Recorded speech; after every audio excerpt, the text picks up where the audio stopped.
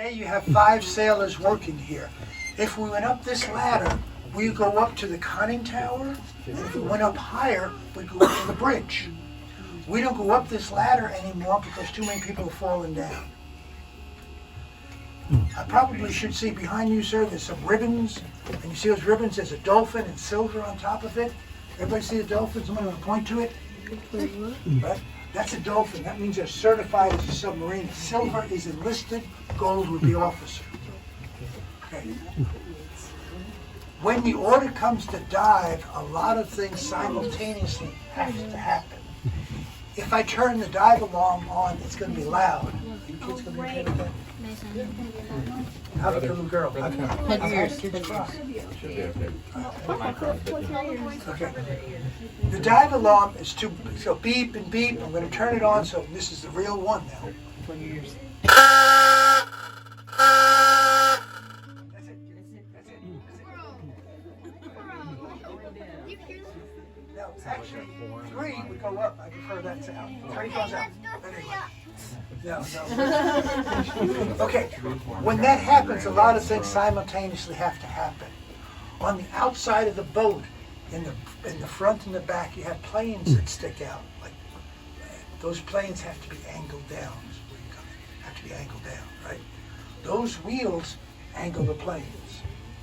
Okay, it's based on a carpenter's level. A carpenter's level has a bubble in the middle that's perfectly level. So the order may be something like down bubble 15. So you spin this wheel, this is the bow, and this is the stern. That's 0 bubble. You take it down to 15, and that's where you're supposed to be. Okay. You also have 12 to 15 ballast tanks out there. A ballast tank is full of compressed air, light, it floats. If you want to dive, you have to release the air and add salt water. Wait, it goes down. This boat, and by the way, this is going to tell you how deep you are right here. But this boat on the surface weighs 1,549 tons. If we filled all the ballast tanks up, we would add an additional 914 tons of water. There's a lot of tonnage. Okay. When you want to go back up, you have to blow the tank, compressed air. You push it in, and it forces the water out, and as it gets lighter, you go up. The amount of pressure you put into it is going to tell you how fast you go up. But when we got down there, we're tilting, right? Because we angled to come down. Back over here, you have trim valves. That's how you trim the boat, stand straight up again.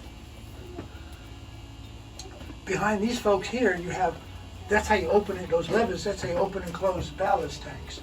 On top of that, you have a thing called a Christmas tree. It tells you what vents are open and what's closed. It's called Christmas tree because the colors were red and green. At Christmas time, in the beginning, for 1943, red was open and green was closed. So if you're going to dive, all your vents had to be closed. What they found, an unusual number of sailors were red-green colorblind. So it didn't work too well. So they had to go with circles and minuses. As he said, this is a compass. It's not a magnetic compass, it's a gyroscopic compass. It spins. You steer the boat upstairs in the conning tower. If that is damaged, you can steer the boat with those 2 little wheels right there. This over here is where you distribute electricity around the boat. This is where you distribute air compression around the boat.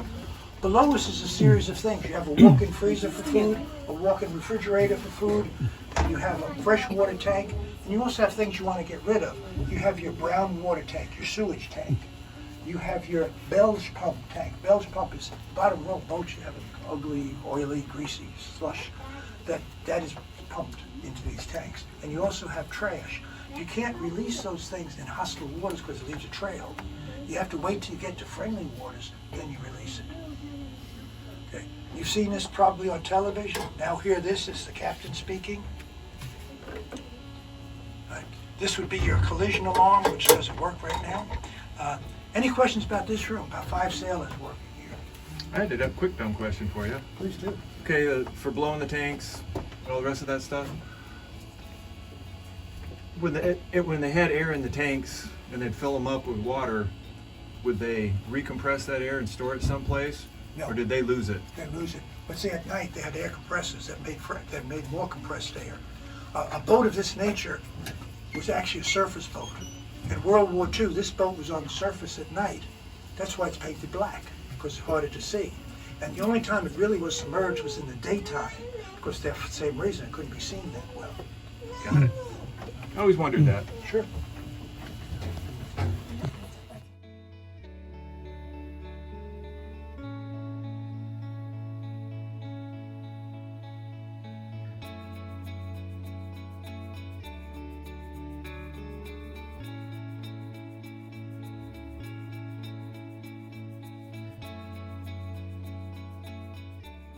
Bring all the fuel, all the food they needed for 2.5 months. 3 meals a day, 3 shifts each meal. On average, you had about 15 minutes to get in and out of here. So all these pretty games, these board games, are more decorations than reality. Food storage is a real problem. I told you, refrigerated food down below, frozen food down below. The rest of your diet consisted of canned goods and potatoes. So everywhere we walked on the deck, when we left Pearl Harbor, would be solid cases of food. You just really couldn't, because then you're walking on top of cases of food all the way along. Right? Most of the men down here will not see daylight for 2.5 months. A few do, but not many. It's easy to lose track of what day it is, what time it is, because it's all by shifts. The shifts in those days were 4 on, 8 hours off. But don't ever think you had 8 hours off. They kept you busy. They didn't want you to have free time, just like how we are crowded here.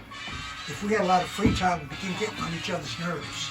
So they kept you busy. They didn't want people fighting. That's right. They kept you busy, so on a given day, you slept about 6 hours. So you stayed busy. Okay, typically, I'll explain this. For those that were on the deck with me, this is the gun that you came down on. So there's a gun, there's a hatch. This is where they would come down. The sail, that big black thing, started right here, right? At 60 feet, that's periscope deck. When you're 60 feet down, you can raise your periscope up. More importantly, or maybe it's equally important, you can raise 2 snorkels. One snorkel is intake of fresh air, and the other is release of stale air. That's 60 feet. Okay, you'll see throughout the boat that pump up in the black sail. The front is a conning tower, the back are pumps that pumps fresh air through the boat to try to keep it ventilated. When you go below 60 feet, you're living on compressed air.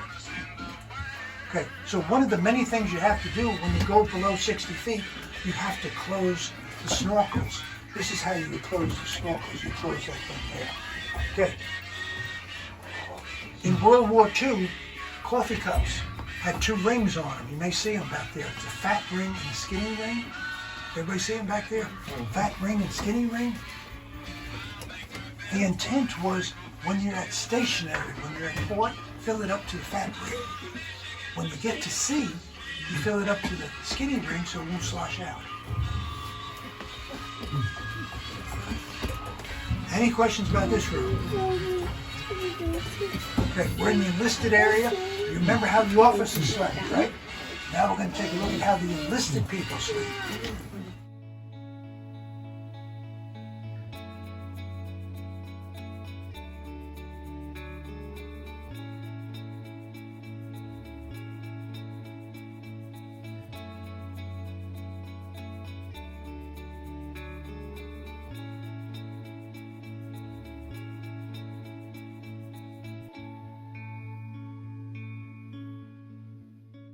But it's not air conditioned for the sailors, it's air conditioned for the equipment. Even with air conditioning, because these engines ran so hot, it typically ran close to 95 degrees in here. Back over there is where you can distill salt water to fresh water, anywhere from 750 to 1,000 gallons per day. Most of the water was used for the battery. On batteries, you can last anywhere from 18 to 21 hours full power. You can stretch from 21 to 48, but you had to reduce power and all kinds of things. When you got to 40 to 48, you were reducing oxygen in the air. At that time, the sailors frequently complained that there wasn't enough oxygen to light their match, so they couldn't smoke their cigarette. Okay. Water was used primarily for batteries, cooking, cleaning utensils, and drinking. There was very little water left over for taking a bath. Now remember, we're smoking down here, 95 degrees, 70 men, machinery. Get the picture, right? So how often do you think we took a shower around this place? No, better than that. On an average, 10 days, once every 10 days. Anywhere from 1 week to 2 weeks, average was 10 days. Your shower lasted approximately 1 minute. 1 minute every 10 days. You could wash clothes if you wanted to because it's air conditioned and because it's hot. You had drips of condensation coming down. You could collect those drips, use them to wash your clothes in, and hang them up in here, and they dry rather quickly. Outside of this room where there's a lot of heat coming off of this, and the rest, what would be the high and low range of temperatures? Well, of course, some of it comes from the outside water, right? Right, So it right. depends where the sun is. This was in the Pacific. There's another room just like this, all equally as hot. It depends on your proximity, but the range probably as far away as possible. You're probably about 85 degrees, yeah. But it could get quite cold also. It could, but not this boat. If you're in the Atlantic, you could. Remember, you're only going down 300 feet, right? Right. But you can. That's why the new submarines have heaters and all that good stuff. How about the next room, folks?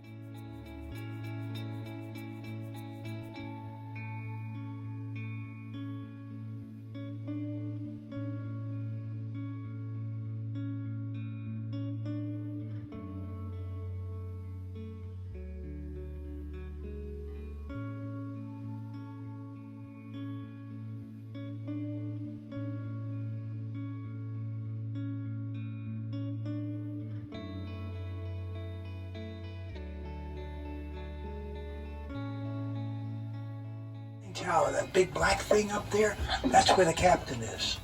If he were to give the command to move this boat, it would be something like all ahead full on the port and starboard side. Now in the Navy, the port side is on the left. If you know where the front of the boat is, the port is on the left. Good way to remember that. Port has 4 letters.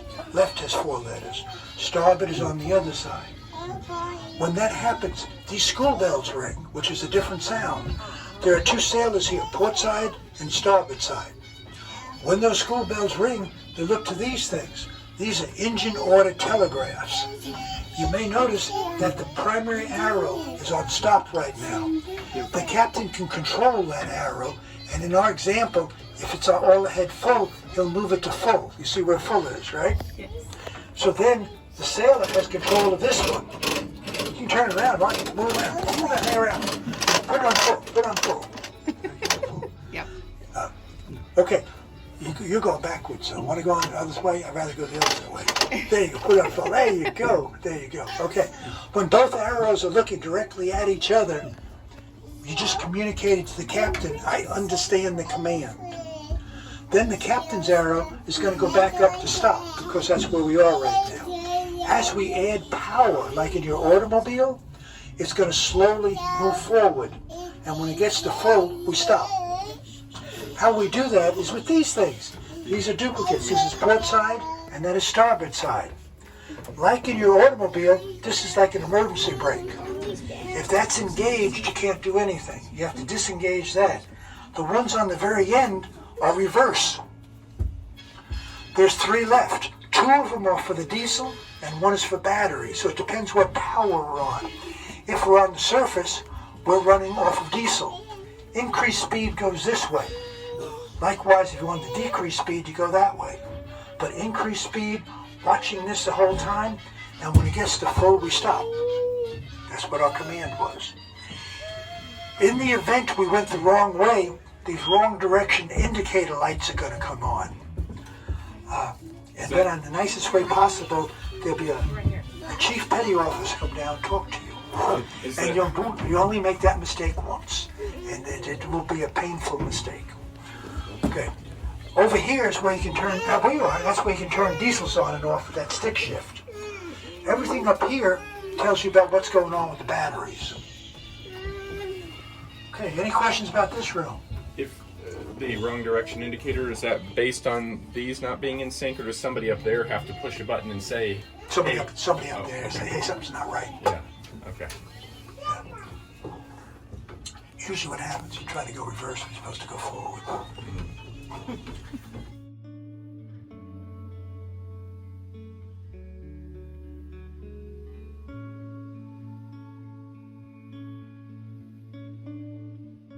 Torpedoes. We okay? You're okay. Back here we have 8 torpedoes. The front is offense. This is defense. In World War II, once these things were loaded, you could adjust the depth and the angle. But once you're fired, you had no control over them. Where in today's modern submarines, once they're fired, you have like a joystick, and you can control it, let it go anywhere it wants to. Therefore, this room does not exist in modern submarines. Okay, how you load a torpedo, you notice the hatch is open. You notice that, you may notice, there's a groove at the very top that's 1 3/16 of an inch wide. There are studs right behind you, sir, on top of the torpedo. There's a stud that are 1 3/16. They have to be loaded exactly, or you can't adjust the depth of the angle. These things are 3,280 pounds. It took, well, let me tell you how we load it. 6 men work here. A pulley system, remember, those steps didn't exist. There are 3 of these along here that are highly greased. A pulley system brings it out a little bit with muscle, right? Block and tackle on the end of the torpedo tube, the end of the torpedo. You notice the end of the torpedo has a red cap on it. That's not part of the torpedo. That's just to prevent it from the fins from getting damaged. It took 15 to 30 minutes to load 1 torpedo. That's 6 men, muscle. 15 to 30 minutes. Therefore, all of the torpedoes were loaded when you're at Pearl Harbor, when you're at port. You kept them loaded. Okay. Once you load a torpedo, you close the hatches, fill it up with salt water, and if you want to fire it, you open the outer hatch. Air compression begins pushing this thing out. It gets about 40% of the way down the tube, and then that firing mechanism engages, and it goes the rest of the way by itself.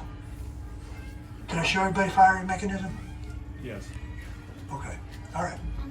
Okay, there are 6 bunks here, so 12 people could sleep here. Most people say, oh, it's a terrible place to sleep. This is a desirable place to sleep. You have less people, it's a little bit cooler, and it's just a better place to sleep. Now, if you loaded some of these while you were in port, would there be more space then here, or not necessarily? No, because if you notice, there's 4 tubes there. So you loaded 4, and you need room for 4 more. Oh. Once they're fired, then it would be, yes. Okay. Okay, World War II ended September the 2nd, 1945 on the USS Missouri. It was in Tokyo Bay at the time.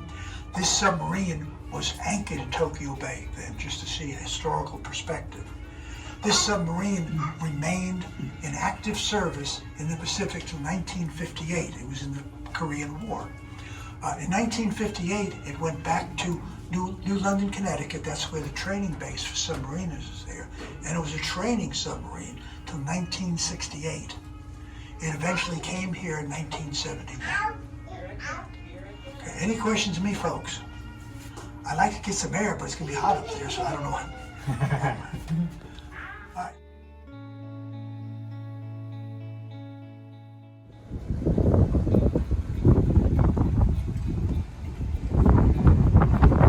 This is a memorial for all the submarines that were lost during World War II. The plaques say which boat it was and how many lives were lost, if all, or none. All lives lost. The USS Cavalla. These are all quite a few.